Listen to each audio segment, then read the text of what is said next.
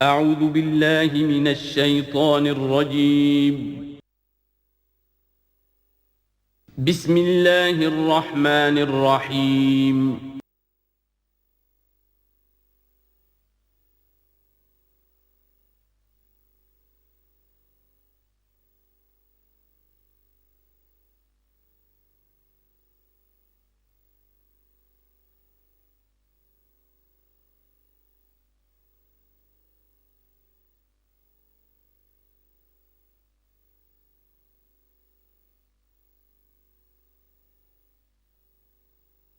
بسم اللہ الرحمن الرحیم یا بنی اسرائیل اذکروا نعمتی التی انعمت علیکم وانی فضلتکم علی العالمین واتقوا یوما لا تجزی نفس عن نفس شیئا ولا يقبل منها شفاعة ولا یؤخذ منها عدل ولا هم ینصرون صدق اللہ العظیم رب اشرح لی صدری ویسر لی امری واحلل عقدۃ من لسانی یفقہوا قولی۔ جیسا کہ میں نے عرض کیا تھا، سورہ بقرہ کے 5ویں رکوع سے اور 14ویں رکوع تک تو مسلسل، بلکہ 15ویں رکوع کی بھی پہلی 2 آیات شامل کرنی ہوں گی۔ یہ 10 رکوعوں سے 2 آیات زائد ہیں کہ جن میں خطاب کل کا کل بنی اسرائیل سے ہے۔ البتہ اس میں یہ فرق ہے کہ پہلا رکوع جو ہے وہ ان کو دعوت پر مشتمل ہے، نبی اکرم صلی اللہ علیہ وسلم پر ایمان لانے کی پرزور دعوت۔ بقیہ یہ 9 رکوع جو ہیں یہ ان پر فرد قرارداد جرم ہے جو عائد کی جا رہی ہے۔ ہم نے تمہارے ساتھ یہ احسان و اکرام کیا، تم پر یہ فضل کیا، یہ کرم کیا، تمہیں یہ حیثیت دی، تمہیں یہ مقام دیا، تم نے اس طور سے اپنے اس مشن کی خلاف ورزی کی، اپنے مقام اور مرتبے کو چھوڑ کر اور دنیا پرستی اختیار کی۔ یہ جو 9 رکوع ہیں ان میں بنی اسرائیل کی تاریخ کا تو یوں سمجھیے کہ ایک بہت بڑا حصہ اور نمایاں اس کے فیچرز آئیں گے، لیکن یہ سمجھ لیجئے کہ اصل میں یہ امت مسلمہ کو بھی ایک پیشگی تنبیہ ہے کہ کوئی مسلمان امت جب بگڑتی ہے تو یہ چیزیں اس میں آ جاتی ہیں۔ چنانچہ احادیث موجود ہیں حضور کی، لَيَأْتِيَنَّ عَلَىٰ أُمَّتِي مَا أَتَىٰ عَلَىٰ بَنِي إِسْرَائِيلَ حَزْوَ النَّعْلِ بِالنَّعْلِ۔ میری امت پر بھی وہ سب حالات وارد ہوں گے جو بنی اسرائیل پر آئے، بالکل ایسے جیسے ایک جوتی دوسری جوتی سے مشابہ ہوتی ہے۔ ایک اور حدیث میں فرمایا لَتَتَّبِعُنَّ سُنَنَ مَنْ قَبْلِكُمْ، تم لازماً اپنے سے پہلوں کی پیروی کرو گے۔ اور اس میں اس حد تک بھی آپ نے وضاحت کر دی کہ اگر وہ سابق امت مسلمہ، سابق امت، اگر وہ گوہ کے بل میں گھسی تھی تم بھی گھسو گے، اور اگر ان میں کوئی بدبخت ایسا اٹھا جس نے اپنی ماں سے زنا کیا تو تم میں سے بھی کوئی شقی ایسا ضرور اٹھے گا جو یہ حرکت کرے گا۔ اس اعتبار سے ان رکوعوں کو پڑھتے ہوئے یہ نہ سمجھیے یہ اگلوں کی داستان ہے، پچھلوں کی کہانیاں ہیں، نہیں۔ خوش طرح باشد کے سر دل براں، گفت آیت در حدیث دیگراں، یہ ہمارے لیے ایک آئینہ ہے اور ہمیں ہر مرحلے پر سوچنا ہوگا، دروں بینی کرنی ہوگی، انٹروسپیکشن، کہ کہیں اسی گمراہی میں ہم مبتلا تو نہیں۔ دیکھتے جائیے گا۔ دوسرا نقطہ پہلے سے یہ سمجھ لیجئے، یہ جو 2 آیتیں میں نے 6 رکوع کی تلاوت کی ہیں، بعین ہی یہی 2 آیتیں 15ویں رکوع میں آئیں گی، اور اس کو یوں سمجھیے کہ یہ 2 بریکٹس ہیں۔ 9 رکوعوں کا مضمون ان 2 بریکٹس کے درمیان ہے۔ یہ 2 آیتیں یہاں سے بریکٹ شروع ہو رہی ہیں، وہ 2 آیتیں ان پر بریکٹ ختم ہو رہی ہیں، بعین ہی وہی آیات۔ ایک آیت میں تو شوشے کا بھی فرق نہیں، دوسری آیت میں صرف ترتیب بدلی ہے، مضمون وہی ہے۔ اس کے مابین جو کچھ ہے، اس سے باہر یہ جو 5واں رکوع تھا، اس کے مضامین گویا کہ ضرب کھا رہے ہیں بریکٹ کے اندر کے سارے مضامین سے۔ یہ حساب کا بہت ہی عام فہم سا قاعدہ ہے، بریکٹ کے باہر کوئی رقم لکھی ہوئی ہے جس کے بعد کوئی زبر، کوئی جمع یا تفریق اگر نہیں ہے تو وہ ضرب کھائے گی، بریکٹ کے اندر جتنی بھی ویلیوز ہیں ان کے ساتھ ضرب کھائے گی۔ تو گویا کہ ہر قدم پر حضور پر دعوت، ایمان لانے کی دعوت اس پورے معاملے میں موجود ہے، اس لیے کہ اس میں بعض آیتیں ایسی آ گئی ہیں، ایک زیادہ نمایاں ایک کم نمایاں، جن سے کچھ لوگوں کو بھگالتا ہوا یا کچھ لوگوں نے فتنہ پیدا کیا جان بوجھ کر۔ یہ فتنہ ایک بار پیدا ہوا تھا اکبر کے زمانے میں دین الہی کی شکل میں، کہ صرف خدا کو مان لینا، آخرت کو مان لینا اور نیک اعمال کرنا نجات کے لیے کافی ہے، کسی رسول پر ایمان لانا ضروری نہیں ہے۔ یہ صوفیہ میں بھی یہ فتنہ بہت بڑے پیمانے پر آیا۔ مسجد مندر ہکڑو نور، مسجد میں اور مندر میں ایک ہی نور ہے، سب مذاہب ایک ہی ہے، سارا فرق جو ہے شریعتوں کا ہے، عبادت کے ظاہری شکل کا ہے، وہ ہے رسولوں سے متعلق۔ رسولوں کو بیچ میں سے نکال دیجئے تو یہ دین الہی رہ جائے گا، اللہ کا دین۔ اتنا بڑا فتنہ تھا کہ جب ہندوستان میں سیاسی اعتبار سے، حکومت کے اعتبار سے مسلمانوں کا اقتدار چوٹی پر تھا، کلائمیکس پر، اکبر اعظم، اس وقت یہ دین الہی کا فتنہ اٹھا کہ دین محمدی کا اب دور ختم ہو گیا، وہ 1000 سال کے لیے تھا، 1000 سال پورے ہو گئے، اب الف ثانی ہے، دوسرا 1000 سال ہے، اس کے لیے نیا دین ہے، اسے دین اکبری بھی کہا گیا اور دین الہی بھی کہا گیا۔ اور اس میں ایک آیت آئے گی جس سے استدلال کیا ہے کچھ لوگوں نے۔ اس صدی میں پھر یہ فتنہ اٹھا تھا گاندھی کے فلسفے کے ذریعے سے، اور ایک بہت بڑا نابغہ انسان مسلمانوں میں سے، بہت بڑا نابغہ، جینیس، ابو الکلام آزاد، وہ بھی اس فتنے کا شکار ہو گیا۔ متحدہ قومیت، چنانچہ گاندھی اپنی پرارتھنا میں کچھ قرآن کی تلاوت بھی کراتا تھا، کچھ گیتا بھی پڑھواتا تھا، کچھ اپنشدوں سے، کچھ بائبل سے، کچھ گرو گرنتھ سے۔ معلوم ہو یہ سب ٹھیک ہے، سب ایک ہے، سب لوگوں کو ایک ہونا چاہیے، ایک قوم ہونا چاہیے۔ مذہب تو انفرادی معاملہ ہے، کوئی مسجد میں چلا جائے، کوئی مندر میں چلا جائے، کوئی گردوارے میں چلا جائے، کوئی چرچ میں چلا جائے، کوئی سینیگاگ میں چلا جائے، کیا فرق واقع ہوتا ہے؟ اس کا توڑ یہی ہے کہ سمجھ لیجئے یہ جو 7 آیتیں ہیں 5ویں رکوع کی، یہ ہے بریکٹ کے باہر، اور یہ ضرب کھا رہی ہے مسلسل۔ اس بریکٹوں کے درمیان جتنی بھی مضمون آ رہا ہے وہ سب ان کے تابع ہوگا۔ گویا کہ جہاں تک حضور پر ایمان لانے کا معاملہ ہے وہ انڈرسٹوڈ سمجھا جائے گا، مقدر سمجھا جائے گا ہر مرحلے پر ان 2 بریکٹوں کے مابین۔ اب چلیے بسم اللہ۔ یا بنی اسرائیل اذکروا نعمتی التی انعمت علیکم وانی فضلتکم علی العالمین۔ اے اسرائیل کی اولاد، یاد کرو میرے اس انعام کو جو تم پر ہوا، اس کی وضاحت میں کر چکا ہوں، لیکن یہاں جو الفاظ آ رہے ہیں بہت زوردار۔ وَأَنِّي فَضَّلْتُكُمْ عَلَى الْعَالَمِينَ، میں نے تمہیں فضیلت عطا کی تمام جہانوں پر۔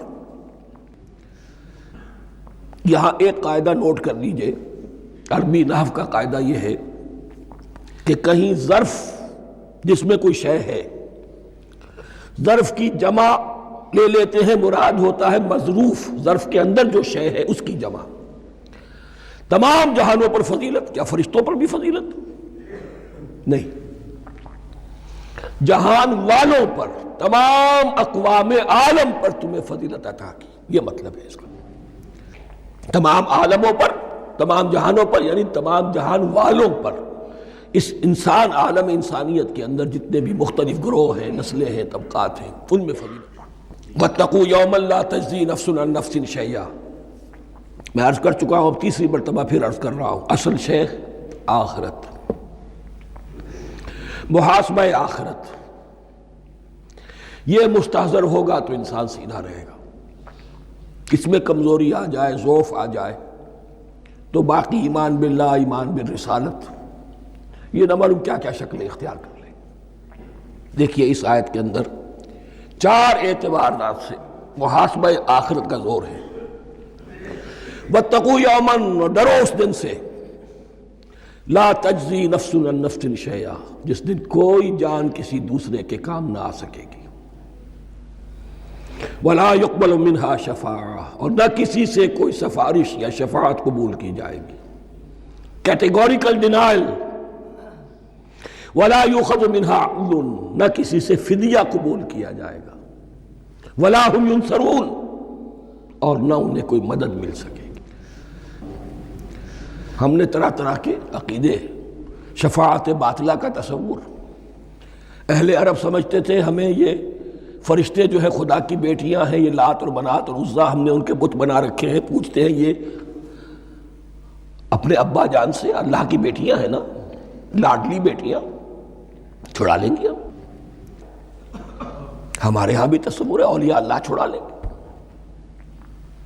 یا شفاعت باطلہ، خود حضور کی شفاعت کے بارے میں جو غلط تصورات ہیں، ایک شفاعت حقہ ہے، اس کی وضاحت کا یہ موقع نہیں ہے، وہ آیت الکرسی پہ جب ہم پہنچیں گے انشاءاللہ تعالیٰ اسی سورہ مبارکہ میں تو اس کی وضاحت بھی ہوگی۔ یہ سارے جو ہم نے جو گھڑ رکھے ہیں خیالات، ان کی نفی اس آیت کے حوالے سے کی۔ وَاتَّقُوا يَوْمًا لَا تَجْزِي نَفْسٌ عَن نَفْسٍ شَيْئًا، کوئی انسان دوسرے انسان کے کام نہیں آ سکتا۔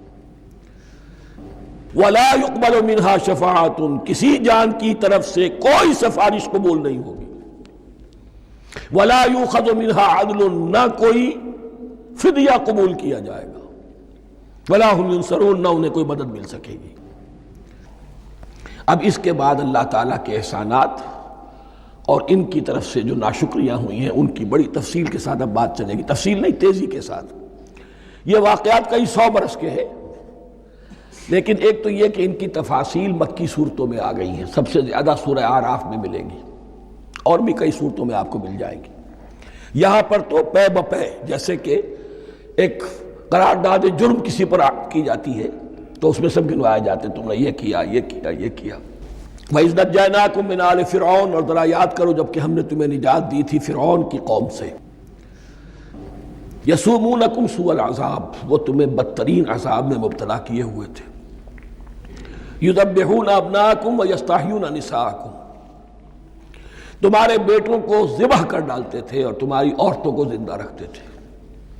عورتیں تو پھر ان کے کام آتی تھی، گھر میں کام کاج کے لونیاں بنتی تھی، گھروں میں ڈال لیتے تھے، لیکن لڑکوں کو، اور یہ 2 موقع پر ہوا ہے بنی اسرائیل کے ساتھ، یہ بعد میں انشاءاللہ اس کی تفصیل آئے گی۔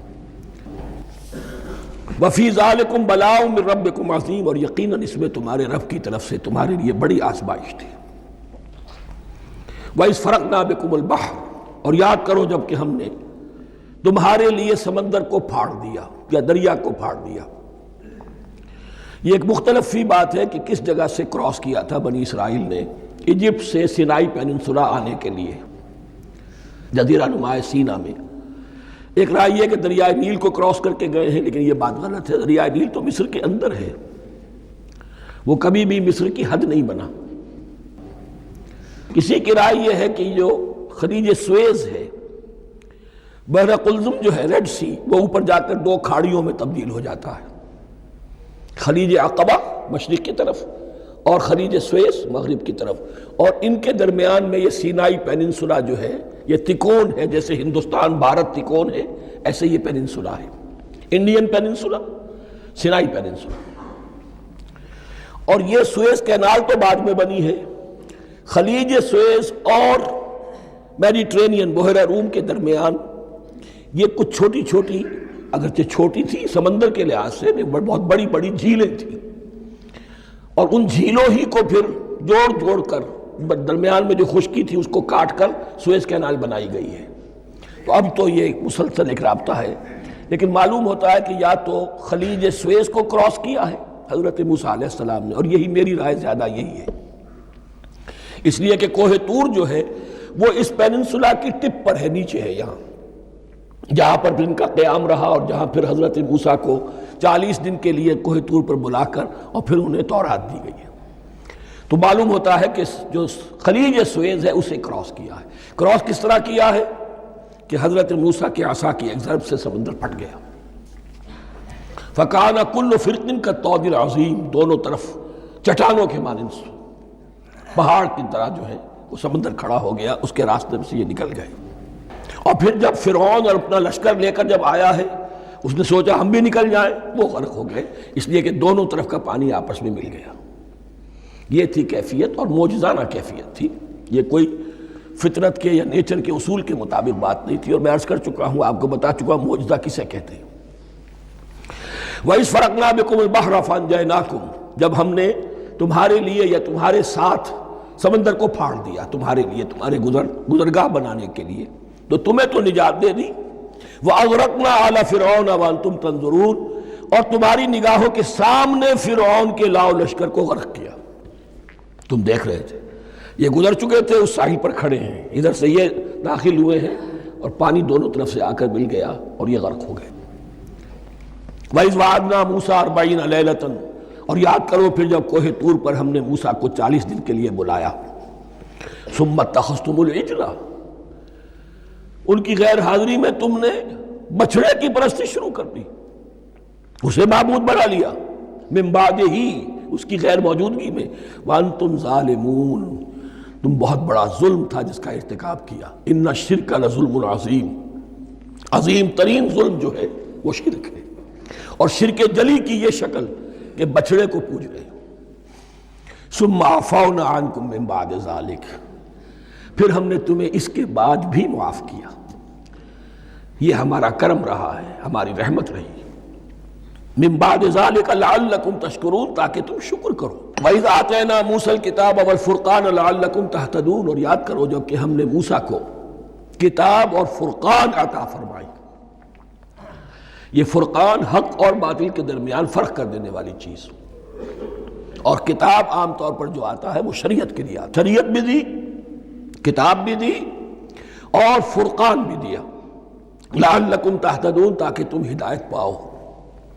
وَإِذْ قَالَ مُوسَىٰ لِقَوْمِهِ، اور یاد کرو جب کہ کہا تھا موسیٰ نے اپنی قوم سے، یا قوم انکم ظلمتم انفسکم باتخاذکم العجل، اے میری قوم کے لوگو، یقیناً تم نے اپنے اوپر بڑا ظلم کیا ہے بچڑے کو معبود بنا کر۔ فَتُوبُوا إِلَىٰ بَارِئِكُمْ، پس توبہ کرو اپنے پروردگار، اپنے خالق کی جناب میں۔ باری اللہ تعالیٰ ہے، باری۔ فَاقْتُلُوا أَنفُسَكُمْ، تو قتل کرو اپنے آپ کو۔ یہ چیز جو ہے تورات میں تفصیل سے آئی ہے، قرآن میں نہیں ہے۔ اسی اعتبار سے میں نے آپ کو بتایا تھا کہ تورات کا مطالعہ اس اعتبار سے مفید ہے کہ بہت سے واقعات کا قرآن میں ذکر ہے، اجمالاً اشارہ ہے، اس کی تفصیل کے لیے ہمیں تورات سے رجوع کرنا پڑتا ہے، ورنہ یہ کہ اس آیت کا صحیح مفہوم واضح نہیں ہوگا۔ فَاقْتُلُوا أَنفُسَكُمْ، اپنے آپ کو قتل کرو، کیا مانی؟ یہ قتل مرتد کی سزا ہے۔ وہاں معلوم ہوتا ہے کہ حضرت موسیٰ نے یہ حکم دیا، 12 قبیلے تھے، ہر قبیلے میں سے کچھ لوگوں نے یہ کفر اور شرک کیا، باقی لوگوں نے نہیں کیا۔ انہیں حکم دیا گیا کہ اپنے قبیلے کے لوگ ان کو قتل کریں جو ان کے قبیلے میں سے اس کفر کے مرتکب ہوئے۔ انفسکم سے مراد یہ اپنے قبیلے کے لوگوں کو تم قتل کرو، اس لیے کہ قبائلی زندگی جو ہوتی ہے آپ کو معلوم ہے، اس میں کوئی اور قبیلہ ہاتھ لگا دے تو قبائلی عصبیت بھڑک اٹھے گی۔ 70,000 یہودی قتل ہوئے، اس سے بڑی توبہ اور ممکن نہیں، اس سے بڑا پرج، کسی بھی آئیڈیولوجیکل پارٹی کے اندر پرج بہت ضروری ہوتا ہے۔ کچھ لوگ آ گئے ایک نظریے کو قبول کر کے، رفتہ رفتہ نظریہ اوجل ہو گیا، کچھ مفادات، کچھ چودراہٹیں یہ مقدم ہو گئی، اسی سے جماعتیں خراب ہوتی ہیں، غلط راستے پہ پڑ جاتی ہیں، تحریکیں بھٹک جاتی ہیں۔ تو آئیڈیولوجیکل پارٹیز، نظریاتی جماعتیں پرج کرتی رہتی ہیں کہ جو بھی ہمارے نظریے سے ہٹ گئے اب ان کو ہم کاٹ کر علیحدہ کر۔ یہی سے قتل مرتد، تو یہ چیز حدیث میں ہے یا پھر قرآن میں یہاں ہے۔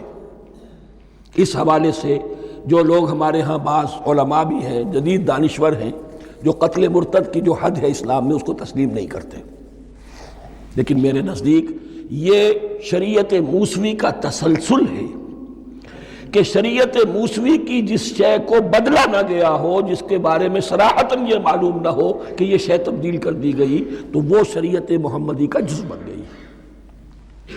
زنا پر رجم کا معاملہ بھی یہی ہے۔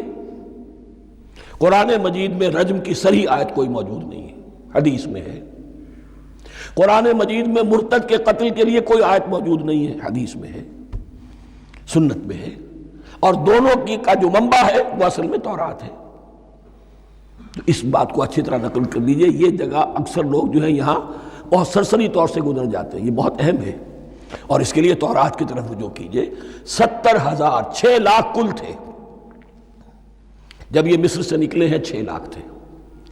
کتنے عرصے کے بعد پیننسولا پہنچے ہیں، سینائی پیننسولا میں اور طور میں، کچھ اور ان کی تعداد بڑھ گئی ہوگی، لیکن یہ کہ ان میں سے 70,000 کو قتل کیا اپنے ہاتھوں سے۔ ہر قبیلے نے اپنے جو مرتد تھے ان کو اپنے ہاتھ سے قتل کیا۔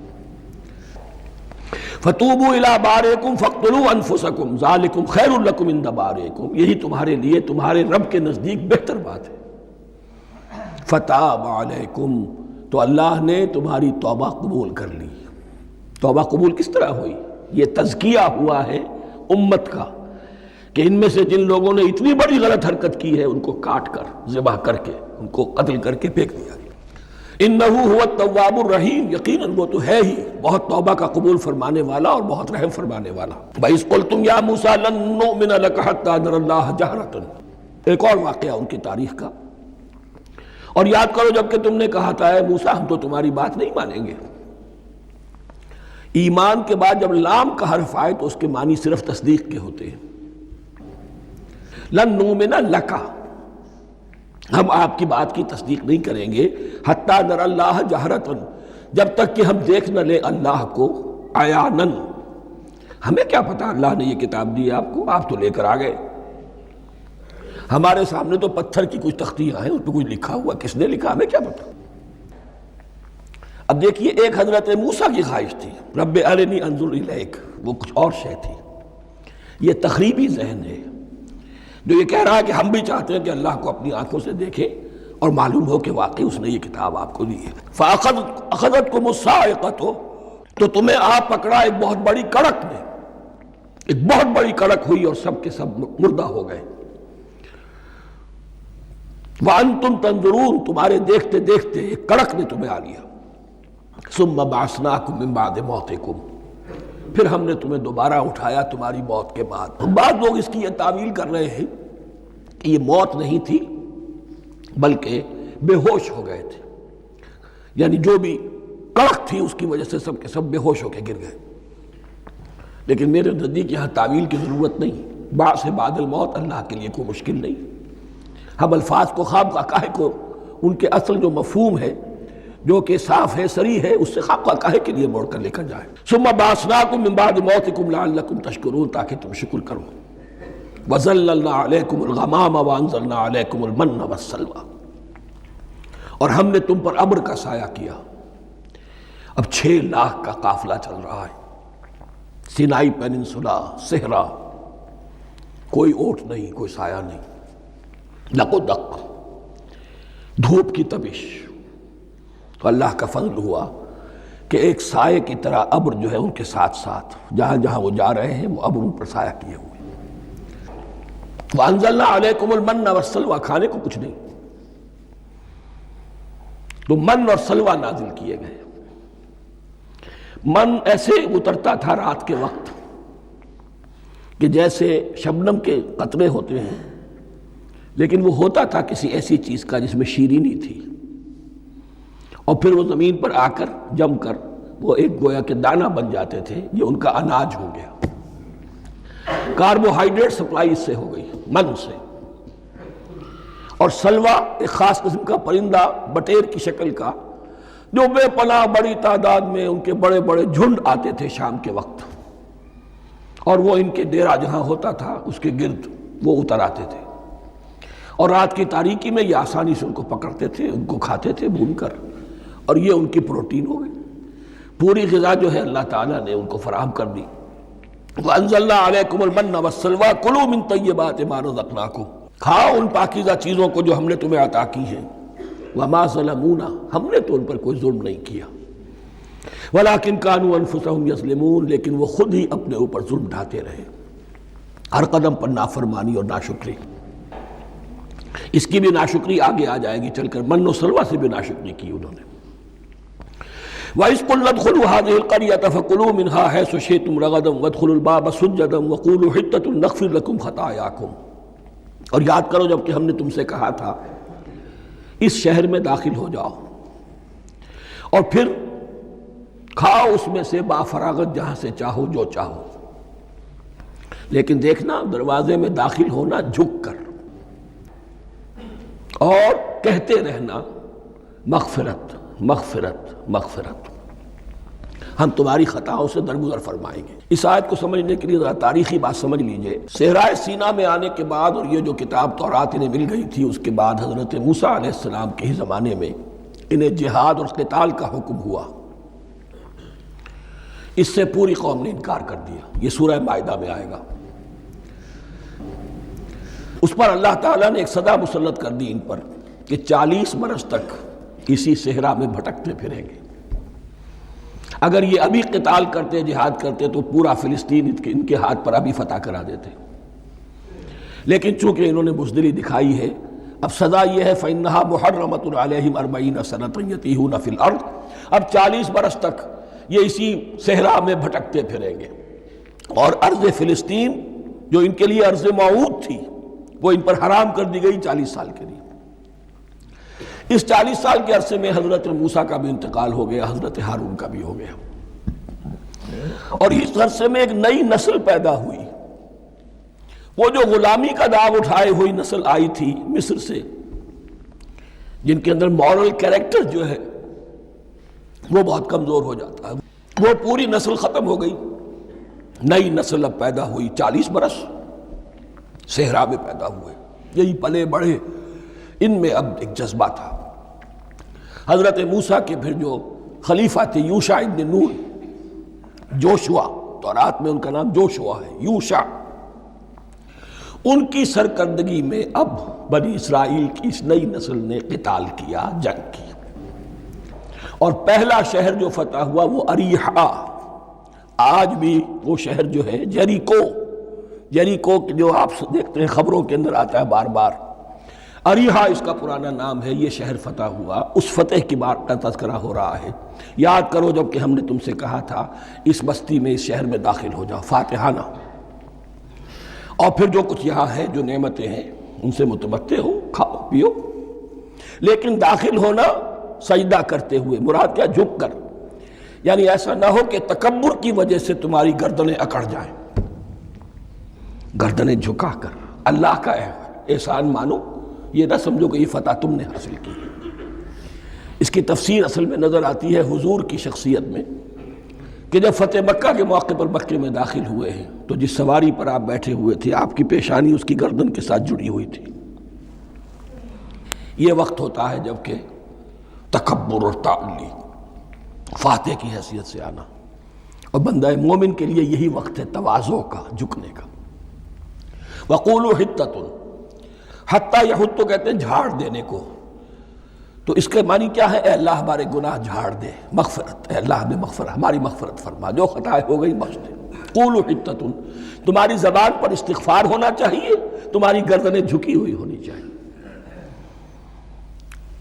نغفر لکم خطایاکم، اگر تم اس پر عمل کرو گے ہم تمہاری خطائیں جو ہیں انہیں معاف فرما دیں گے۔ وسنزید المحسنین، اور جو تم میں محسن ہوں گے انہیں اور بھی زیادہ دیں گے، اور انعام و اکرام آئیں گے۔ فبدل الذین ظلموا قولا غیر الذی قیل لہم، تو ان میں سے جو ظالم تھے، جو بد کردار تھے، انہوں نے بدل دیا، ایک اور قول اختیار کر لیا اس قول کی جگہ جو انہیں کہا گیا تھا حتہ حتہ، انہوں نے کہنا شروع کیا ہنتا ہنتا، ہمیں تو گیہوں چاہیے۔ یہ بعد میں ابھی آ جائے گا اگلے رکوع کے اندر، کہ من و سلوہ سے ان کی طبیعتیں بھر گئی تھی ایک ہی چیز کھا کھا کے۔ اب وہ کہہ رہے تھے کوئی چیز ہمیں جو ہے زمین کی روئندگی میں سے، پیداوار میں سے، تو وہ ان کے زبان پر انہوں نے مذاق اڑاتے ہوئے گویا کہ حضرت موسیٰ علیہ السلام کے ذریعے سے حکم ملا ہے، استہزاء کر رہے ہیں، حتۃ کی بجائے حنتۃ۔ فانزلنا علی الذین ظلموا رجزا من السماء بما كانوا یفسقون، تو جن لوگوں نے یہ حرکت کی تھی ان پر ہم نے آسمان سے ایک بہت بڑا عذاب نازل کیا۔ تورات سے معلوم ہوتا ہے کہ پلیگ آئی، اور جنہوں نے یہ حرکت کی تھی وہ سب کے سب ہلاک ہو گئے یریکو کے اندر، بما كانوا یفسقون، بسبب اس نافرمانی کے جو انہوں نے کی۔ وَإِذِ اسْتَسْقَىٰ مُوسَىٰ لِقَوْمِهِ فَقُلْنَا اضْرِب بِّعَصَاكَ الْحَجَرَ، اب یہ پھر صحرائے سینا کا واقعات آ رہے ہیں، ان میں ترتیب زمانی نہیں ہے۔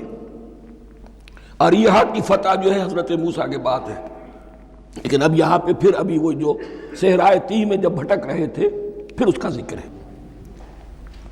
وَإِذِ اسْتَسْقَىٰ مُوسَىٰ لِقَوْمِهِ فَقُلْنَا اضْرِب بِّعَصَاكَ الْحَجَرَ، اور جب کہ موسیٰ کی قوم نے موسیٰ سے پانی طلب کیا۔ اب صحرا میں آپ کو معلوم ہے جہاں پڑاؤ تھا اب وہاں پانی نہیں ہے، 6 لاکھ ہو 7 لاکھ ہو کتنے افراد ہو پانی چاہیے۔ وَإِذِ اسْتَسْقَىٰ مُوسَىٰ لِقَوْمِهِ فَقُلْنَا اضْرِب بِّعَصَاكَ الْحَجَرَ، تو ہم نے کہا کہ اپنے عصا سے ضرب لگاؤ چٹان پر۔ فَانْفَجَرَتْ مِنْهُ اثْنَتَا عَشْرَةَ عَيْنًا، تو اس سے 12 چشمے پھوٹ بہے۔ فجر کہتے ہیں کسی شے کے پھٹ کر کوئی چیز برآمد ہو۔ فجر جو ہوتی ہے، فجر کا وقت رات کی تاریکی کا پردہ چاک ہوتا ہے اور سپیدہ سحر نمودار ہوتا ہے۔ فَانْفَجَرَتْ مِنْهُ اثْنَتَا عَشْرَةَ عَيْنًا، تو 12 چشمے پھوٹ بہے۔ قَدْ عَلِمَ كُلُّ أُنَاسٍ مَشْرَبَهُمْ، یہاں اناس سے کیا مراد ہے؟ ہر قبیلہ، ہر قبیلے نے اپنا گھاٹ معین کر لیا۔ 12 قبیلے تھے، اگر علیحدہ علیحدہ نہ ہوتا معاملہ، 12 چشمے اسی لیے دیے گئے کہ لڑے نہ جھگڑے نہ۔ پانی تو بہت بڑی چیز ہے، کہیں پانی پینے پلانے پہ جھگڑا اور کہیں گھوڑا آگے بڑھانے پہ جھگڑا، یہ تو قبائلی زندگی کے اندر ہوتی ہی چیزیں۔ تو اس اعتبار سے اللہ تعالیٰ نے ان کے لیے یہ سہولت کی کہ 12 چشمے پھوٹ بہے۔ قد علم کل اناس مشربہم، ہر ایک نے اپنا گھاٹ جان لیا، معین کر لیا۔ کلوا واشربوا من رزق اللہ، گویا کہ کہہ دیا گیا کہ کھاؤ اور پیو اللہ کے رزق میں سے۔ ولا تعثوا فی الارض مفسدین، اور زمین میں فساد مچاتے نہ پھرو۔ کھانے پینے کے لیے پانی بھی ادھر آ گیا، کھانے کے لیے من و سلوہ آ گیا۔ اب دیکھیے ان کی ناشکری۔ وَإِذْ قُلْتُمْ يَا مُوسَىٰ لَن نَّصْبِرَ عَلَىٰ طَعَامٍ وَاحِدٍ، یاد کرو جب کہ تم نے کہا تھا اے موسیٰ ہم ایک کھانے پر تو صبر نہیں کر سکتے، کھا کھا کے بکتا گئے ہیں من و سلوہ۔ فَادْعُ لَنَا رَبَّكَ، تو ذرا اپنے رب سے دعا کرو، پکارو ہمارے لیے اپنے رب کو۔ یخرج لنا، وہ نکالے ہمارے لیے مما تنبت الارض، زمین کی رویدگی اور پیداوار میں سے، نباتات ارضی میں سے، من بقلہا، اس کی ترکاریاں، وقصائہا، اور ککڑیاں، کھیرے اور ککڑیاں، ان سب کے لیے یہ لفظ ہے۔ وفومہا، ایک ترجمہ گیہوں کیا گیا ہے لیکن میرے نزدیک زیادہ صحیح ترجمہ ہے لہسن، اور سرائے کی زبان میں بھی اور ممکن ہے کہ سندھی میں بھی ہو تھوم، تھوم کہتے ہیں لہسن کو، یہ فوم کی بدلی ہوئی شکل ہے، اس لیے کہ یہی علاقہ ہے جس میں عرب آئے تھے، تو عربوں کی زبان کے بہت سے الفاظ جو ہیں اس سرائے کی زبان میں خاص طور پر وہ بہت زیادہ، تو تھوڑی سی شکل بدل کر وہ کافی تعداد میں موجود ہے۔ وعدسہا، اور دال خاص طور پر مسور کی، وبصلہا، اور پیاز۔ اب جو چٹخارے جس سے بنتے ہیں سالن کے، ان کی زبانیں وہ چٹخارے مانگ رہی۔ ظاہر بات ہے کہ اگر وہ سلوا بھی تھا، بٹیرا ہے، اسے آگ کے اوپر ذرا سا تپایا اور کھایا، وہ ایک ہی خاص قسم کی غذا ہے جو چل رہی ہے۔ اسی طرح من جو ہے وہ ایک خاص قسم کا سیریل ان کے لیے بن گیا ہے، لیکن یہ جو چٹخارے ہیں یہ تو لہسن سے ہے، پیاز سے ہے، ترکاریوں سے ہے، ان تمام چیزوں سے، دال کا اپنا ایک ذائقہ ہے۔ قال تستبدلون الذی هو ادنی بالذی هو خیر، حضرت موسیٰ نے فرمایا کیا تم وہ شے بدلے میں لینا چاہتے ہو اس کے، کیا وہ شے جو کمتر ہے بدلے میں چاہتے ہو اس کے کہ جو بہتر ہے؟ من و سلوہ کہیں بہتر ہے اللہ کی طرف سے جو تمہیں دیا گیا ہے، تم اس سے تمہارا جی بھر گیا ہے، اس کو ہاتھ سے دے کر چاہتے ہو کہ یہ ادنا چیزیں تمہیں ملے۔ اہبطوا مصرا، اب یہ لفظ آ گیا اہبطوا۔ اب ظاہر بات ہے یہ آسمان سے زمین پر اترنے کے لیے لفظ نہیں ہے اہبطوا، یہاں اس کا ترجمہ صحیح ہوگا سیٹل ڈاؤن سم ویئر۔ اگر زمین کی یہ چیزیں چاہیے تو کہیں سیٹل ہو جاؤ اور کاشت کرو، بیج ڈالو، آبیاری کرو، یہ ساری چیزیں تمہیں مل جائیں۔ اہبطوا مصرا، کہیں سیٹل ڈاؤن ہو جاؤ، کہیں اتر پڑو کسی بستی میں، کسی علاقے میں۔ فَإِنَّ لَكُمْ مَا سَأَلْتُمْ، تمہیں مل جائے گا جو کچھ کہ تم نے مانگا۔ وَضُرِبَتْ عَلَيْهِمُ الذِّلَّةُ وَالْمَسْكَنَةُ وَبَاءُوا بِغَضَبٍ مِّنَ اللَّهِ، اب یہ ہے ان کی وہ خباثتیں، ان کے وہ ناشکریاں، ان کی وہ معصیتیں، ان پر جو آخری حکم دیا جا رہا ہے، جو اگر آپ برا نہ مانیں تو میں عرض کروں گا آج یہود پر اتنا اپلیکیبل نہیں ہے جتنا مسلمانوں پر ہے۔ ضربت علیہم الذلۃ والمسکنۃ وباؤوا بغضب من اللہ۔ ذلت اور مسکنت، کم ہمتی ان پر تھوپ دی گئی۔ ضربت علیہم، it was heaped upon them. The humiliation was heaped upon them. ضربت علیہم الذلۃ والمسکنۃ وباؤوا بغضب من اللہ، اور وہ اللہ کا غضب لے کر لوٹے۔ وہی امت جس کے بارے میں فرمایا وَأَنِّي فَضَّلْتُكُمْ عَلَى الْعَالَمِينَ، اسی امت کا پھر یہ حشر ہوا۔ کیوں ہوا؟ نافرمانی۔ تمہیں کتاب دی تھی کہ تم پیروی کرو، تمہیں کتاب دی تھی کہ اسے قائم کرو۔ وَلَوْ أَنَّ أَهْلُ الْكِتَابِ أَقَامُوا التَّوْرَاةَ وَالْإِنْجِيلَ وَمَا أُنزِلَ إِلَيْهِمْ مِنْ رَبِّهِمْ لَأَكَلُوا مِنْ فَوْقِهِمْ وَمِنْ تَحْتِ أَرْجُلِهِمْ۔ اگر یہ تورات اور انجیل کو قائم کرتے، نافذ کرتے، تو نعمتیں زمین بھی اگلتی، ان کے قدموں کے نیچے سے نعمتیں جو ہیں وہ پھوٹتی، اور ان کے سروں کے اوپر سے بھی بارش ہوتی نعمتوں کی۔ لیکن اگر تم نے اس کو چھوڑ کر اپنی خواہشات، اپنے نظریات، اپنے خیالات، اپنا تمرد، اپنی سرکشی، اپنی حاکمیت، اپنی مصلحتیں، اپنی عقل، اس کو بالا تر کیا، تو پھر جو قوم اللہ کے قانون کی، اللہ کی ہدایت کی، اللہ کی کتاب کی امین ہوتی ہے دنیا میں، وہ اللہ کی ریپریزنٹیٹیو ہوتی ہے، نمائندہ ہوتی ہے۔ اگر وہ اپنے عمل سے مس ریپریزنٹ کرے اللہ کو، تو وہ کافروں سے بڑھ کر مغضوب اور کافروں سے بڑھ کر مبغوض ہو جاتی ہے۔ مغضوب بھی، مبغوض بھی۔ یہ کافروں کو تو دین پہنچانا تمہارے ذمہ تھا، تم نے دین ان کو کیا پہنچانا تھا، تم تو خود دین سے منحرف ہو گئے۔ آج اس جگہ پر امت مسلمہ کھڑی ہے کہ 1.25 بلین یا 1.5 بلین، 125 کروڑ عزت نام کی شے نہیں ہے کہ عزت نام تھا جس کا گئی تیمور کے گھر سے۔ سارے معاملات دنیا کے G7 G15 کے ہاتھ میں ہیں۔ سیکیورٹی کونسل اس کے پرماننٹ ممبر کا ویٹو ہے، اور نہ سیکیورٹی کونسل میں اور نہ کہیں کسی G7 میں، نہ G9 میں، نہ G15 میں کوئی مسلمان ملک نہیں۔ کس نمی پرست کی بھیا کیستی۔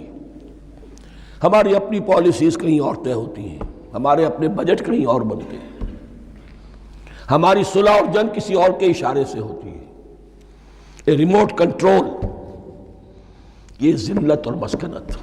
آپ کے ریڈیو پر، ٹیلی ویژن پر خبریں آتی رہیں کہ اتنے مسلمانوں کے ساتھ یہ کر دیا، اتنی مسلمان عورتوں کی بے حرمتی کر دی، لیکن یہاں ہم بیٹھے ہوئے اپنے اپنے دھندوں میں، اپنے اپنے کاروبار میں، اپنی اپنی ملازمتوں میں، اپنے اپنے کیریئرز میں، دنیا میں کیا کچھ ہو رہا ہے۔ بہرحال اس وقت یہ جو ہے، میں نے جیسا کہ عرض کیا تھا کہ یہ ہے تاریخ بنی اسرائیل کی، لیکن خوشترا باشد کے سر دل براں، گفت آیت در حدیث دیگراں، یہ ہمارا نقشہ ہے آج اس آیت میں۔ ضربت علیہم الذلۃ والمسکنۃ وباؤوا بغضب من اللہ۔ اور یہ کیوں؟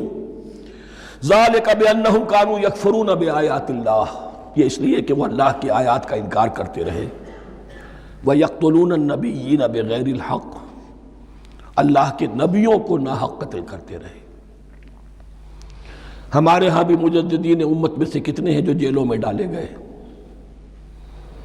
جن کو ایسی ایسی مار پڑی ہے کہ کہا جاتا ہے کہ ہاتھی کو بھی وہ مار پڑتی تو برداشت نہ کرتا۔ احمد ابن حنبل کے ساتھ کیا ہوا؟ ابو حنیفہ جیل میں انتقال کیا، امام مالک کے کندھے کھینچ دیے گئے، اتار دیے گئے، منہ کالا کر کے اور اونٹ پر بٹھا کر پھرایا گیا۔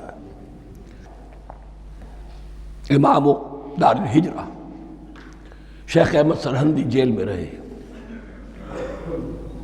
سید احمد بریلوی اور ان کے ساتھیوں کو خود مسلمانوں نے تہہ تیغ کیا ہے۔ بہرحال یہ داستانیں ہیں، اب نبی تو کوئی نہیں آئے گا، ان کے ہاں نبی تھے، ہمارے ہاں مجددین ہیں، علماء حق ہیں، جیسے کہ حدیث بھی ہے علماء امتی کا انبیاء بنی اسرائیل، تو جو انہوں نے انبیاء کے ساتھ کیا ہم نے مجددین اور علماء کے ساتھ کیا۔ ذالک بما عصوا وکانوا یعتدون، اور یہ ہوا ان کی نافرمانیوں کی وجہ سے اور حد سے تجاوز کرنے کی وجہ سے۔ اللہ تعالیٰ تو ظالم نہیں ہے، اللہ نے تو اونچا مقام دیا تھا، ہمیں بھی خیر امت قرار دیا، کنتم خیر امت اخرجت للناس تأمرون بالمعروف وتنہون عن المنکر وتؤمنون باللہ۔ اب اگر ہم نے وہ اپنا مشن چھوڑ دیا تو ذلت اور مسکنت وہ ہمارا مقدر بن گئی۔ اللہ کا قانون اور اللہ کا عدل بے لاگ ہے، وہ فرام امہ ٹو امہ چینج نہیں ہوتا۔ سنت اللہ جو ہے لن تجد لسنت اللہ تحویلا ولن تجد لسنت اللہ تبدیلا، اللہ کی سنت بدلتی نہیں۔ بنی اسرائیل کا جو حشر ہوا آج وہ ہمارا ہو رہا ہے۔ بہرحال اس پر میری جو کتاب ہے سابق اور موجودہ مسلمان امتوں کا ماضی حال اور مستقبل، اس کا مطالعہ کیجیے۔ اب آ گئی وہ آیت کہ جس سے استدلال کیا گیا ہے کہ ایمان بالرسالت نجات کے لیے ضروری نہیں ہے۔ ان الذین آمنوا والذین ہادوا والنصارى والصابئین من آمن باللہ والیوم الآخر وعمل صالحا فلہم اجرہم عند ربہم ولا خوف علیہم ولا ہم یحزنون۔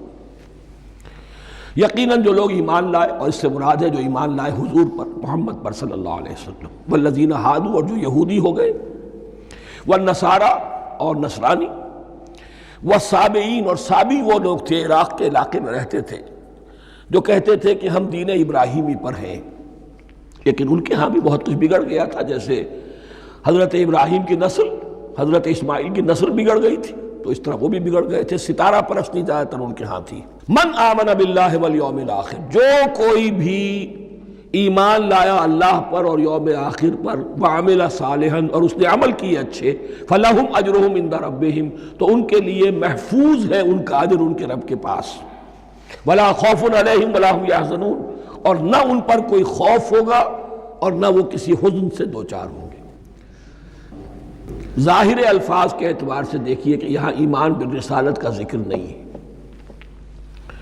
ویسے تو اگر کوئی اس سے یہ غلط استدلال کرتا ہے تو اس کا پہلا جو اصولی جواب ہے وہ تو یہ ہے کہ ایسی حدیثیں بھی موجود ہیں، من قال لا الہ الا اللہ دخل الجنہ، تو اس کے کیا معنی ہے؟ صرف کہنے سے جنت میں داخل ہو جائیں گے، کسی عمل کی ضرورت نہیں؟ جواب یہ دیا جائے گا پورے قرآن کو سامنے رکھو، پورے حدیث کے ذخیرے کو سامنے رکھو، کسی ایک جگہ سے کوئی ایک نتیجہ نکال دینا وہ صحیح نہیں۔ لیکن اس کے علاوہ وہ اصول جو میں بیان کر چکا ہوں کہ یہ سلسلہ شروع کہاں سے ہوا ہے، 5واں رکوع، وَآمِنُوا بِمَا أَنزَلْتُ مُصَدِّقًا لِمَا مَعَكُمْ وَلَا تَكُونُوا أَوَّلَ كَافِرٍ بِهِ۔ انہیں ایمان کی زوردار دعوت سے تو یہ ساری بات شروع ہوئی ہے۔ اب فصاحت اور بلاغت کا یہ تقاضا ہے کہ بار بار اس کو دہرایا نہ جائے، وہ بات انڈرسٹوڈ رہے گی، مقدر رہے گی، سمجھی جائے گی کہ ہر جگہ پر وہ موجود ہے، اس لیے کہ ساری گفتگو ہو رہی ہے اسی کے حوالے سے۔ وَآمِنُوا بِمَا أَنزَلْتُ مُصَدِّقًا لِمَا مَعَكُمْ وَلَا تَكُونُوا أَوَّلَ كَافِرٍ بِهِ وَلَا تَشْتَرُوا بِآيَاتِي ثَمَنًا قَلِيلًا وَإِيَّايَ فَاتَّقُونِ۔ اس حوالے سے یوں سمجھیے اب اس آیت کو کہ یہاں پر کچھ الفاظ محذوف مانے جائیں گے۔ ان الذین آمنوا والذین ہادوا والنصارى والصابئین من آمن باللہ والیوم الآخر وعمل صالحا فی ایامہم فلہم اجرہم عند ربہم ولا خوف علیہم ولا ہم یحزنون۔ ہر دور میں جبکہ ابھی حضرت عیسیٰ نہیں آئے تھے تو جو بھی یہودی تھے اس وقت تک، حضرت موسیٰ کے ماننے والے، وہ جو بھی اللہ پر ایمان رکھتے تھے اور نیک عمل کرتے تھے، آخرت کو مانتے تھے، ان کی نجات ہو جائے گی۔ لیکن حضرت عیسیٰ کے آنے کے بعد ان کو نہیں مانا، اب وہ کافر قرار۔ لیکن اب حضرت عیسیٰ کے آنے کے بعد جب تک حضور نہیں آئے جو بھی مانتا ہے، لیکن یہ کہ شرط یہی ہوگی کہ اپنے اپنے زمانے میں، اصل میں نفی جس بات کی جا رہی ہے وہ یہ ہے کہ یہ نہ سمجھو کہ کسی گروہ میں ہونے سے نجات ہوتی ہے، نجات کسی گروہ میں ہونے کی وجہ سے نہیں ہے، نجات کی بنیاد ایمان اور عمل صالح ہے۔ کسی رسول پر ایمان لانا اپنے دور کے رسول پر وہ تو لازم ہے، لیکن یہ ہے کہ اس پر ایمان تو لے آئے اور وہ عمل صالح نہیں ہے تو نجات نہیں ہوگی۔ تو یہ اپنے اپنے دور میں، اپنے اپنے زمانے میں ہر امت کے لیے وَلِكُلِّ أُمَّةٍ أَجَلٌ قرآن مجید کے ایک مقام پر آیا ہے، ہر امت کے لیے ایک خاص معین مدت ہے۔ اس معینہ مدت میں اب ظاہر بات ہے جو لوگ حضور کی بعثت سے پہلے فوت ہو گئے ان پر تو کوئی ذمہ داری نہیں تھی حضور پر ایمان لانے کی، اور ایسے لوگ تھے، ایسے موحدین مکے میں موجود تھے جو یہ کہتے تھے کعبے کے پردے پکڑ پکڑ کر، اے اللہ ہم صرف تجھے پوجنا چاہتے ہیں، صرف تیری بندگی کرنا چاہتے ہیں، لیکن جانتے نہیں کیسے کریں۔ یہ بات موجود تھی اور ان کا انتقال بھی ہو گیا۔ یہ زید، سعید ابن زید، سعید جو حضرت عمر کے بہنوئی تھے اور وہ عشرہ مبشرہ میں سے ہیں، ان کی اہلیہ حضرت فاطمہ بنت خطاب، ان دونوں کے ایمان کو اللہ نے ذریعہ بنایا حضرت عمر کے ایمان کا، اور یہ والد تھے سعید کے زید، وہ یہ کہتے ہوئے دنیا سے چلے گئے حضور کی ابھی بعثت ہی نہیں ہوئی تھی، اے اللہ میں صرف تیری بندگی کرنا چاہتا ہوں، کیسے کروں یہ نہیں جانتا۔ اسی کو ذہن میں رکھیے، اہدنا الصراط المستقیم جو میں نے کہا تھا، ایک سلیم الفطرت انسان، سلیم العقل انسان توحید تک پہنچ جاتا ہے، آخرت کو پہچان لیتا ہے، لیکن اب کیا کروں؟ اس شریعت کے لیے، ان احکام کے لیے وہ دستے سوال دراز کرنے پر مجبور ہے۔ الحمدللہ رب العالمین الرحمن الرحیم مالک یوم الدین ایاک نعبد و ایاک نستعین اہدنا الصراط المستقیم۔ اسی صراط المستقیم کی دعا کا یہ جواب اب آئے گا، شروع ہوگا سورہ بقرہ سے، یہ کرو یہ نہ کرو، یہ فرض ہے، یہ تم پر لازم کیا گیا، یہ چیز حرام کی گئی، وغیرہ وغیرہ۔ ان الذين آمنوا والذين هادوا والنصارى والصابئين من آمن بالله واليوم الآخر وعمل صالحا، اور محذوف الفاظ فی ازمنتہم، اپنے اپنے زمانے میں، یا فی ایامہم، فلہم اجرہم عند ربہم ولا خوف علیہم ولا هم یحزنون۔ وَإِذْ أَخَذْنَا مِيثَاقَكُمْ وَرَفَعْنَا فَوْقَكُمُ الطُّورَ، اور ذرا یاد کرو جب کہ ہم نے تم سے عہد لیا، قول و قرار لیا، اور تمہارے اوپر اٹھا دیا طور کو، پہاڑ کو۔ جب تورات دی گئی تو اس وقت ایک کیفیت معجزانہ طور پر ایسی پیدا کی گئی، ان کے اوپر ایک رعب ڈالنے کے لیے اور خشیت قلب میں پیدا کرنے کے لیے کوہ طور اٹھا کر معلق کر دیا گیا۔ اس وقت کہا گیا خذوا ما آتیناکم بقوۃ، تو اس قول و قرار کے وقت ایک معجزے کی شکل یہ ہوئی تھی۔ وَإِذْ أَخَذْنَا مِيثَاقَكُمْ وَرَفَعْنَا فَوْقَكُمُ الطُّورَ خُذُوا مَا آتَيْنَاكُمْ بِقُوَّةٍ وَاذْكُرُوا مَا فِيهِ لَعَلَّكُمْ تَتَّقُونَ، پکڑو اس کو مضبوطی کے ساتھ جو ہم نے تمہیں دیا ہے، اس حدیث، اس کتاب کو، تورات کو، اس شریعت کو، ان احکام کو۔ وَاذْكُرُوا مَا فِيهِ، اور یاد رکھو اسے جو کچھ کہ اس میں ہے، لَعَلَّكُمْ تَتَّقُونَ، تاکہ تم بچ سکو۔ ثُمَّ تَوَلَّيْتُم مِّن بَعْدِ ذَلِكَ، پھر تم نے روگردانی کی اس کے بعد، اس میثاق کو توڑا، میثاق الست کو توڑا تھا، اور دوسرے یہ میثاق شریعت جو تم سے لیا گیا اس کو بھی توڑا۔ ثم تولیتم من بعد ذلک فلولا فضل اللہ علیکم ورحمتہ لکنتم من الخاسرین، پھر اگر اللہ کا فضل تمہارے شامل حال نہ ہوتا اور اس کی رحمت تمہاری دستگیری نہ کرتی رہتی، بار بار تمہیں معاف کیا، تمہیں مہلت دی، تو اگر یہ چیز نہ ہوتی تو اسی وقت سے تم خسارہ پانے والے اور تباہ ہونے والے ہو جاتے۔ وَلَقَدْ عَلِمْتُمُ الَّذِينَ اعْتَدَوْا مِنْكُمْ فِي السَّبْتِ، اور تمہیں خوب معلوم ہے تم میں سے وہ لوگ جنہوں نے سبت کے قانون کو توڑا، حد سے تجاوز کیا۔ یہ واقعہ تفصیل کے ساتھ سورہ اعراف میں آئے گا کہ ان کی شریعت میں ہفتے کا روز معین کر دیا گیا تھا، کوئی دنیاوی کام نہیں ہوگا۔ آج بھی وہ لوگ جو ہے سبت کو، جو بھی پریکٹسنگ جیوز ہیں، وہ اس کی پابندی کرتے ہیں، وہ بڑی شدت سے کرتے ہیں۔ لیکن ایک زمانے میں ایک خاص ان کا قبیلہ تھا کہ جس نے ایک بڑے ہی شرعی ہیلہ ایجاد کر کے اس قانون کی دھجیاں بکھیری، تفصیل ہم پڑھیں گے سورہ اعراف میں۔ وَلَقَدْ عَلِمْتُمُ الَّذِينَ اعْتَدَوْا مِنْكُمْ فِي السَّبْتِ، اور تمہارے علم میں ہے تمہارے وہ لوگ کہ جنہوں نے سبت کے قانون کے ضمن میں خلاف ورزی کی، فَقُلْنَا لَهُمْ كُونُوا قِرَدَةً خَاسِئِينَ، تو ہم نے کہہ دیا ان کو کہ ہو جاؤ ذلیل بندر، ان کی شکلیں مس کر دی گئی، انہیں بندروں کی شکل میں تبدیل کر دیا گیا۔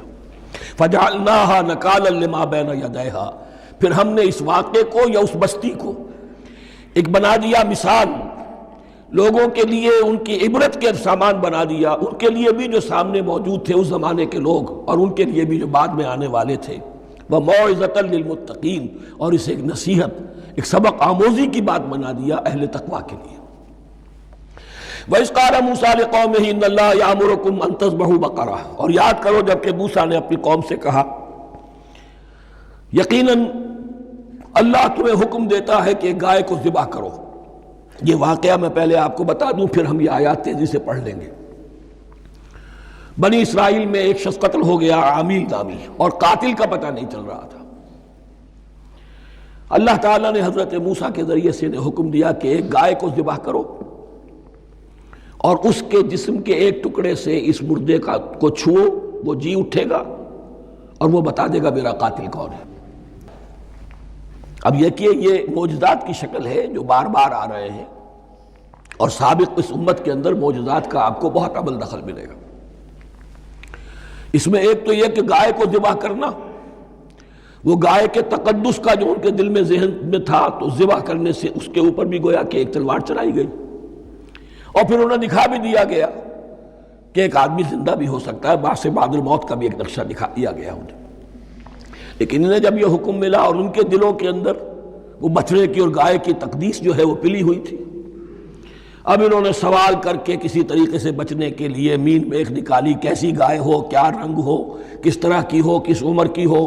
بالآخر یہ کہ جب ہر طرف سے گھیراؤ ان کا ہو گیا اور سب چیزیں جو ہیں ان کے سامنے واضح کر دی گئیں، تب انہوں نے یوں سمجھیے چاروں ناچار بادل ناخواستہ اس حکم پر عمل کیا۔ بس اب ترجمہ کر لیجئے۔ وَإِذْ قَالَ مُوسَىٰ لِقَوْمِهِ إِنَّ اللَّهَ يَأْمُرُكُمْ أَن تَذْبَحُوا بَقَرَةً، اور یاد کرو جب کہ موسیٰ نے کہا اپنی قوم سے کہ اللہ حکم دیتا ہے تمہیں کہ گائے کو ذبح کرو۔ قَالُوا أَتَتَّخِذُنَا هُزُوًا، انہوں نے کہا کیا آپ ہمارے ساتھ کوئی ٹھٹھا کر رہے ہیں، مذاق اڑا رہے ہیں، یہ کیا بات آپ کہہ رہے ہیں؟ قَالَ أَعُوذُ بِاللَّهِ أَنْ أَكُونَ مِنَ الْجَاهِلِينَ، فرمایا میں اللہ کی پناہ طلب کرتا ہوں اس سے کہ میں جاہلوں میں سے ہو جاؤں، کہ میں ان دین کے معاملات کے اندر استہزاء اور تمسخر کو شامل کر دوں۔ قالوا ادع لنا ربک یبین لنا ما ہی، اب انہوں نے کہا اچھا ایسی بات ہے تو ذرا اپنے رب سے دعا کیجئے کہ وہ ہم پر واضح کر دے کہ وہ کیسی ہو۔ قال انہ یقول، حضرت موسیٰ نے فرمایا اللہ تعالیٰ فرماتا ہے انہا بقرۃ لا فارض ولا بکر، وہ ایک ایسی گائے ہونی چاہیے کہ جو نہ بوڑھی ہو نہ بالکل بچھیا ہو، عوان بین ذالک، ان کے بین بین ہو۔ فَفَعَلُوا مَا تُؤْمَرُونَ، تو اب کر گزرو جو تمہیں حکم دیا گیا۔ قَالُوا ادْعُ لَنَا رَبَّكَ يُبَيِّن لَنَا مَا لَوْنُهَا، اب انہوں نے پھر کہا ذرا ایک دفعہ اور دعا کیجئے اپنے رب سے، وہ ہمیں بتا دے اس کا رنگ کیسا ہونا چاہیے۔ قَالَ إِنَّهُ يَقُولُ إِنَّهَا بَقَرَةٌ صَفْرَاءُ فَاقِعٌ لَوْنُهَا تَسُرُّ النَّاظِرِينَ، فرمایا اللہ فرماتا ہے کہ وہ گائے ایسی ہونی چاہیے زرد رنگ، شوخ رنگ، شوخ زرد رنگ کی، چمکیلی، جو دیکھنے والوں کو خوب اچھی لگے، پسند آئے، دل میں کھپ جانے والی۔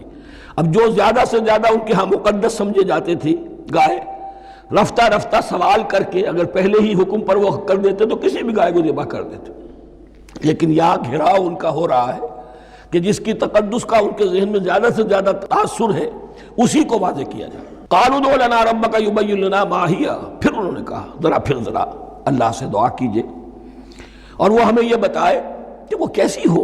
ان البقرہ تشابہ علینا، یقیناً ہم کچھ شبہ میں پڑ گئے ہیں، یہ گائے کا معاملہ مشتبہ ہو گیا ہے ہم پر۔ قال انہ یقول، فرمایا اللہ فرماتا ہے انہا بقرۃ لا ذلول تثیر الارض ولا تسقی الحرث، وہ ایک ایسی گائے ہونی چاہیے کہ جو کوئی جس سے مشقت نہ لی جاتی ہو، نہ وہ ہل جوتتی ہو اور نہ وہ رہٹ کا پانی کھینچتی ہو۔ تسیر الارض، نہ تو وہ زمین کو جوتنے میں، ہل چلانے میں کام نہیں لی جائے، ولا تسقی الحرث، اور نہ کھیتی کو پانی پلانے کے لیے وہ پانی کھینچنے میں استعمال کیا جائے۔ مسلمتن، اور پوری سالم ہونی چاہیے، یک رنگ، لا شیۃ فیہا، اس میں کسی دوسرے رنگ کا کوئی داغ تک نہ ہو۔ اب کیا کرتے، گھیراؤ میں آ گئے۔ قالوا الآن جئت بالحق، کہا انہوں نے کہ ٹھیک ہے، اب تو آپ نے بات جو ہے پوری طریقے سے واضح کر دی۔ فَذَبَحُوهَا وَمَا كَادُوا يَفْعَلُونَ، تب انہوں نے اس کو ذبح کیا اور وہ کرنے والے نہیں تھے، دل میں نہیں تھا، بادل ناخواش تھا۔ اب دیکھیے یہاں ترتیب ذرا واقعے کی جو ہے مختلف ہو گئی ہے۔ جو اس ذبح بقرہ کا سبب تھا وہ بعد میں بیان ہو رہا ہے۔ تورات میں چونکہ واقعات کو اس طریقے سے بیان کیا ہے لہذا وہاں ترتیب دوسری ہے۔ وَإِذْ قَتَلْتُمْ نَفْسًا فَادَّارَأْتُمْ فِيهَا، اور یاد کرو جب کہ تم نے ایک جان کو قتل کیا تھا اور اس کا الزام تم ایک دوسرے پر لگا رہے تھے، یعنی کسی کا پتہ نہیں چل رہا تھا قاتل کون ہے۔ وَاللَّهُ مُخْرِجٌ مَا كُنْتُمْ تَكْتُمُونَ، اور اللہ تعالیٰ فیصلہ کر چکا تھا کہ جو کچھ تم چھپا رہے ہو اسے نکال کر رہے گا، واضح کرے گا۔ فَقُلْ اضْرِبُوهُ بِبَعْضِهَا، تو ہم نے حکم دیا کہ اس کی لاش کو اس گائے کے ایک ٹکڑے سے، اس کے جسم کے ایک حصے سے ضرب لگاؤ۔ كَذَلِكَ يُحْيِي اللَّهُ الْمَوْتَىٰ، اور دیکھو اس طریقے سے اللہ مردوں کو زندہ کر دے گا۔ تھوڑی دیر کے لیے وہ زندہ ہوا اور اس نے اپنے قاتل کا نام بتا دیا۔ وَيُرِيكُمْ آيَاتِهِ لَعَلَّكُمْ تَعْقِلُونَ، اور وہ تمہیں دکھاتا ہے اپنی آیات تاکہ تم عقل سے کام لو۔ اب جو الفاظ آ رہے ہیں بہت سخت ہیں، بہت سخت ہیں، لیکن ان کو پڑھتے ہوئے درون بینی ضرور کیجیے گا، اپنے اندر جھانکیے گا۔ ثُمَّ قَسَتْ قُلُوبُكُمْ، پھر تمہارے دل سخت ہو گئے۔ جب دین میں ہیلے بہانے نکالے جانے لگے اور ہیلوں بہانوں کے ذریعے سے شریعت کے احکام سے بچا جائے، اللہ کو دھوکہ دینے کی کوشش کی جائے، اس کا جو نتیجہ نکلتا ہے وہ دل کی سختی ہے۔ ثم قست قلوبکم، پھر تمہارے دل سخت ہو گئے۔ فہی کالحجارۃ او اشد قسوہ، تو وہ تو اب پتھروں کے مانند ہیں بلکہ سختی میں ان سے بھی زیادہ شدید ہے۔ یہ ویسے بھی فصاحت اور بلاغت کا بھی بڑا ایک عمدہ مقام ہے قرآن کا۔ وَإِنَّ مِنَ الْحِجَارَةِ لَمَا يَتَفَجَّرُ مِنْهُ الْأَنْهَارُ، پتھروں میں سے تو ایسے بھی ہوتے ہیں جن میں سے چشمے پھوٹ بہتے ہیں۔ وَإِنَّ مِنْهَا لَمَا يَشَّقَّقُ فَيَخْرُجُ مِنْهُ الْمَاءُ، اور ایسے بھی ہیں جو شق ہو جاتے ہیں، پتھر چٹانیں، ان میں سے پانی برآمد ہو جاتا ہے۔ وَإِنَّ مِنْهَا لَمَا يَهْبِطُ مِنْ خَشْيَةِ اللَّهِ، اور ان میں وہ بھی ہوتے ہیں جو اللہ کے خوف سے گر پڑتے ہیں۔ وَمَا اللَّهُ بِغَافِلٍ عَمَّا تَعْمَلُونَ، اور اللہ تعالیٰ غافل نہیں ہے اس سے کہ جو تم کر رہے ہو۔ یہ کیفیت جو ہے ثُمَّ قَسَتْ قُلُوبُكُمْ فَهِيَ كَالْحِجَارَةِ أَوْ أَشَدُّ قَسْوَةً، ہے کون؟ یا بنی اسرائیل اذکروا نعمتی التی انعمت علیکم وانی فضلتکم علی العالمین، جن پر 1400 برس ایسے گزرے کہ کوئی لمحہ ایسا نہ تھا کہ نبی موجود نہ ہو، جنہیں 3 کتابیں دی گئیں۔ لیکن یہ کہ اپنی بدعملی، عقائد میں بھی مین بیخ کر کے اپنے آپ کو بچانے کے راستے نکال لینا، اعمال میں بھی ہیلوں کے ذریعے سے، کتاب الحیل کے ذریعے سے اپنے آپ کو ذمہ داریوں سے مبرہ کر لینا، اس کا نتیجہ پھر یہ نکلتا ہے۔ اللہ تعالیٰ مجھے اور آپ کو اس انجام بد سے بچائے۔ بارک اللہ لی ولکم فی القرآن العظیم ونفعنی وإیاکم بالآیات والذکر الحکیم۔